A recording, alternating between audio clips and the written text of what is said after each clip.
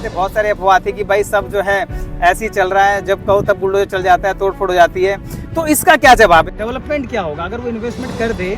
तो यहाँ पर सिर्फ प्रोजेक्ट की बात नहीं कर रहा मैं, आसपास के माहौल में क्या ऐसा होगा कि जिसकी वजह से यहाँ पर जो प्रॉपर्टी ले रहा है उसके जो पैसे हैं वो एप्रिशिएट करें और छोटे टाइम में जो है कि अच्छा रिटर्न मिले। देखिए इलेक्ट्रिसिटी आई हुई है, सामने देख सकते हैं, उस साइड में वायरिंग, इस साइड में ट्रांसफार्मर आगे भी रखा हुआ है, इस साइड में भी रखा हुआ है, तो ठीक है, फ्लाइट उड़ने के लिए तैयार है। उसके बाद फिल्म सिटी बन रही है सेक्टर 21 में, सेक्टर 28 के अंदर लेदर फैक्ट्री वगैरह, टेक्सटाइल पार्क यानी आपको लॉजिस्टिक हब मिलता है जो 1500 एकड़ के अंदर बनाया जाएगा। मल्टी मॉडल कार्गो हब मिलेगा जो 1000 एकड़ के अंदर बन रहा है। और अभी तक एक ऐसा यूनिट जो पूरे हिंदुस्तान के अंदर नहीं है, जिसको हम MRO हब बोलते हैं, जिसके अंदर फ्लाइट जितने भी हमारे प्लेन होते हैं उनके मेंटेनेंस और रिपेयर का काम देखा जाता है। पूरे हिंदुस्तान में कहीं भी नहीं है, वो यूनिट भी सबसे ये चीज़ अच्छी बात बनाया जा रहा है। बता रहे हैं। अच्छा, प्राइस क्या बताया आपने? 15,000 रुपये गज से स्टार्ट, 15 गज से स्टार्ट है। और दूसरी बात ये कि भाई शायद नेगोशिएशन भी थोड़ा बहुत हो जाता है। बिल्कुल करेंगे, नेगोशिएशन भी होता है, इस बात का ध्यान रखिए। नमस्कार, स्वागत है दोस्तों एक बार फिर से आपके अपने चैनल कंट्री ब्लॉग पे। प्यारे दोस्तों, आज हम जहां पर आ गए हैं, सबसे पहले मैं बिना कुछ कहे एक बार ये कहूँगा, पहले प्रोजेक्ट का ओवरव्यू देखिए।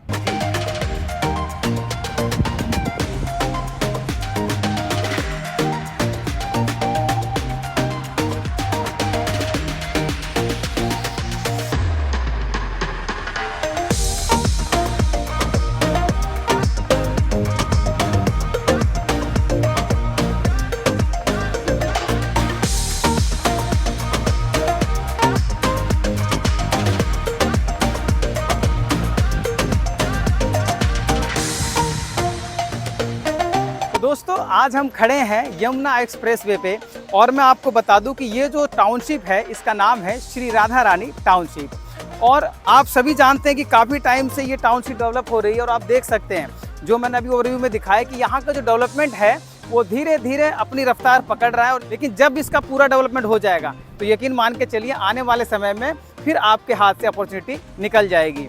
तो दोस्तों, श्री राधा रानी टाउनशिप के बारे में आज जो है कि हम बात करेंगे एक ऐसे गेस्ट से जो काफ़ी लंबे समय से यानी शुरुआत से ही प्रोजेक्ट के यहाँ पर लगे हुए हैं और काम कर रहे हैं और बहुत सारी प्रॉपर्टी उन्होंने बहुत सारे लोगों को घर दिया, इन्वेस्टमेंट करवाई और आज हमारे साथ वो जुड़ेंगे। तो चलिए दोस्तों, स्वागत करते हैं इस प्रोजेक्ट के मैनेजर जिसका नाम है MK सेठी जी का।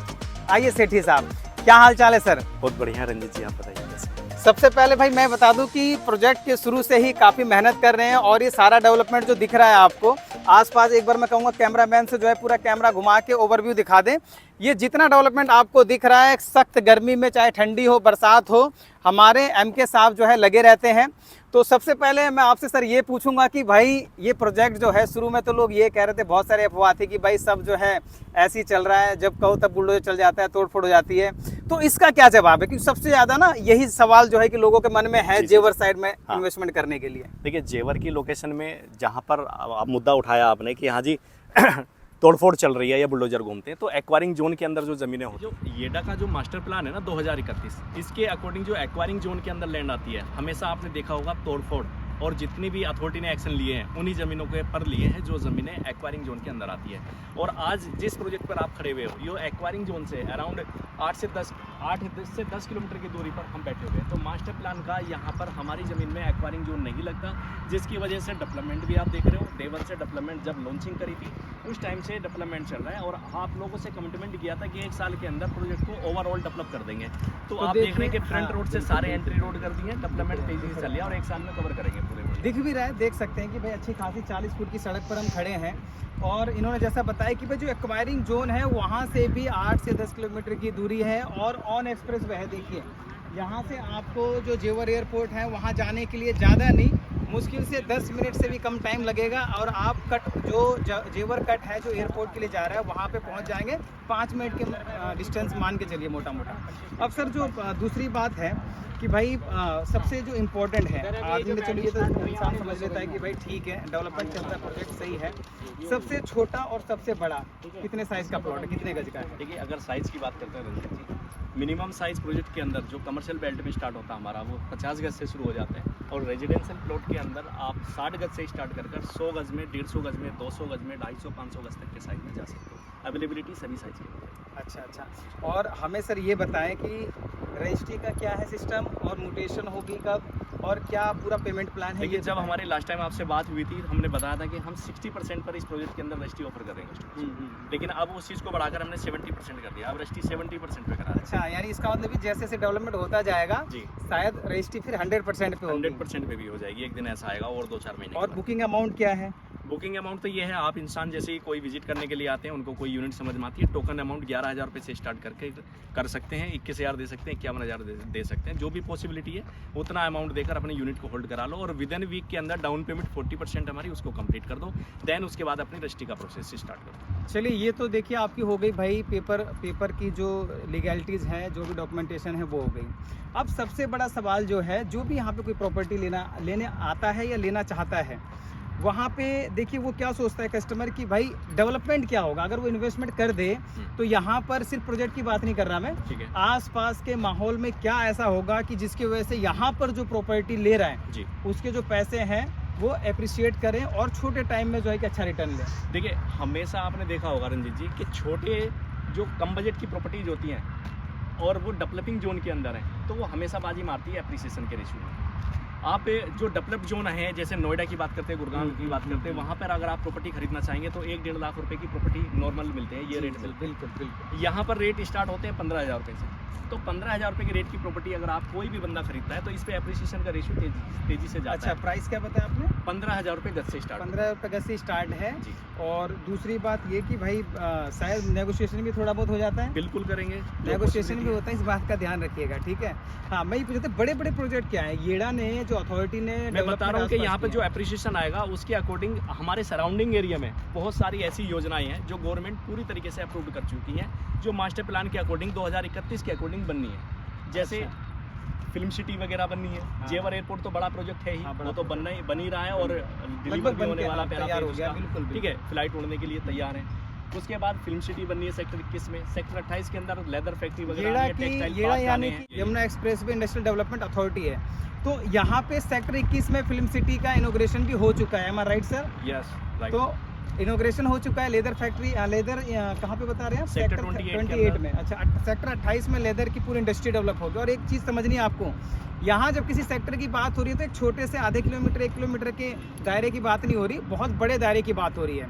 मैं सही कह रहा हूँ सर? बिल्कुल, 1-1 हज़ार एकड़ 2-2 हज़ार एकड़ के अंदर एक सेक्टर बनाया जा रहा है। 1000 एकड़ से बड़ा ही एक सेक्टर है और बहुत सारे इंडस्ट्रियल सेक्टर हैं जिसका एम्प्लॉयमेंट का फर्क है, वो सारे जितने भी एम्प्लॉयमेंट वहाँ पर उन सेक्टरों में आना है, वो आसपास के सराउंडिंग एरिया में 10-15 वहीं रहेंगे। सही बात है, जगह कहाँ मिलेगी? नोएडा, गाजियाबाद तो जाने वाला हाँ, नहीं है बंदा यहाँ सही। रहके। ये पॉइंट मैं बिल्कुल सही कह रहा हूँ, इस बिल्कुल एग्जैक्ट सही एक्यूरेट पॉइंट है। वो क्या कि भाई जब भी इंडस्ट्री डेवलप हो जाएगी तो रहने के लिए लोग सिर्फ नोएडा थोड़ी जाएंगे, फिर लगभग 50-60 किलोमीटर यात्रा करके वो यहीं आसपास ढूंढेंगे जगह। और जब आपके पास आज के टाइम आपने प्रॉपर्टी लेकर डाली होगी तो यकीन मानिए उस टाइम आपकी जो वैल्यू होगी ना, इसके प्लॉट की जो भी आपने इन्वेस्टमेंट किया होगा, वो आप खुद कहेंगे वाह भाई वाह, मज़ा आ गया। 10 साल में शायद ऐसा हो जाएगा कि यहाँ पे आपने जो 15,000 रुपये गज की ली है वो 1.5 लाख 2 लाख रुपये गज हो जाएगी। एक और चीज़ आपको बता देता हूँ, प्रोजेक्ट के सराउंडिंग एरिया में ये तो इंडस्ट्रियल यूनिट बने, आपको बताएं 8 से 10 किलोमीटर के रेडियस के अंदर आपको लॉजिस्टिक हब मिलता है जो 1500 एकड़ के अंदर बनाया जाएगा।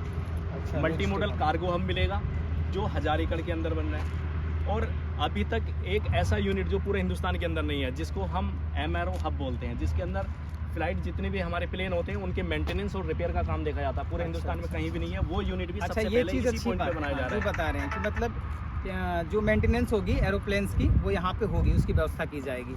चलिए, तो सर ये तो सारी बातें हमारे आसपास की हो गई। अब मैं ये पूछना चाहता हूँ कि अगर कोई कस्टमर आना चाहे दिल्ली से चाहे NCR से, तो उसके लिए क्या सुविधा है? क्या वो सुविधा अपने देखिए, पैसे लगा विजिट के करने आए? के लिए अपने पैसे लगाने की ज़रूरत नहीं है। स्क्रीन पे दिए हुए नंबर पे कॉल करके बात कर सकते हैं सेल्स पर्सन से, और वो बंदा आपके घर पे कैब भिजवाएगा, गाड़ी भिजवाएगा। आप आराम के साथ गाड़ी में बैठ के आएँ, साइट विजिट करें, आपको पसंद आती है, आप अपने बजट के अकॉर्डिंग, अपने साइज़ के अकॉर्डिंग यूनिट को डन करें और आगे का प्रोसेस स्टार्ट करते हैं। अब सर इंफ्रास्ट्रक्चर में सबसे इम्पोर्टेंट बात ये, चलिए सड़कें तो बन गई, तो यहाँ पे पानी की सप्लाई का क्या सिस्टम है और सीवर की सप्लाई का क्या सिस्टम है सर? वो देखिए, पानी की सप्लाई की बात करता हूँ तो ग्राउंड वाटर यूज आप यहाँ पे कर सकते हैं। 30, 35, 40 फीट पे पानी अच्छा मिल जाता है, लेकिन एक पीने योग्य पानी जिसमें मिठास अच्छे आ जाए, ठीक है, तो वो आपको 70-80 फीट पे एक इंडिविजुअल समर्सिबल आप करा सकते हैं। नॉर्मल है 35-40 हज़ार रुपये में इंडिविजुअल समर्सिबल हो जाता है। आराम के साथ आप अपनी गार्डनिंग भी करो और आप अपना पीने में यूज़ एक करो। चीज़ मैं और देख रहा हूँ कि खंबे लगे हुए हैं, तो इलेक्ट्रिसिटी मिलेगी या खाली बिल्कुल खंबे? मिलेगी। सप्लाई देने की बात है, जैसे जैसे लोड की डिमांड हमारे पास बढ़ेगी ट्रांसफार्मर का लोड बढ़ा दिया जाएगा और उसके बाद individual unit by unit JE से कनेक्शन होकर सप्लाई मिल जाएगी इलेक्ट्रिसिटी की। चलिए, एक चीज़ अच्छी है कि भाई हर प्रकार की सुविधा का विकास करेंगे, लेकिन एक शर्त ये बता रहे थे कि भाई 10 अगर 8-10 घर बन जाते हैं तो सारी सुविधा का विकास तुरंत हो जाएगा जो रहने के लिए चाहिए। अभी ज़्यादातर लोग इन्वेस्टमेंट के पर्पज़ से लेके छोड़ रहे हैं, लेकिन ये जो है सड़कों का जाल तो बिछा ही रहे हैं, पूरा जीरो से लेकर जितना डेवलपमेंट हो वो सारे के सारा डेवलपमेंट ये कर रहे हैं।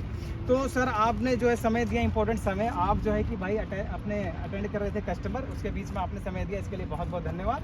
आशा करते हैं कि बहुत सारे हमारे जो मित्र होंगे वो इस बात पे ध्यान देंगे और ज़रूर जो है कि अपनी प्रॉपर्टी बुक करेंगे। तो तब तक के लिए सर बहुत बहुत धन्यवाद। राधे राधे। Thank you. और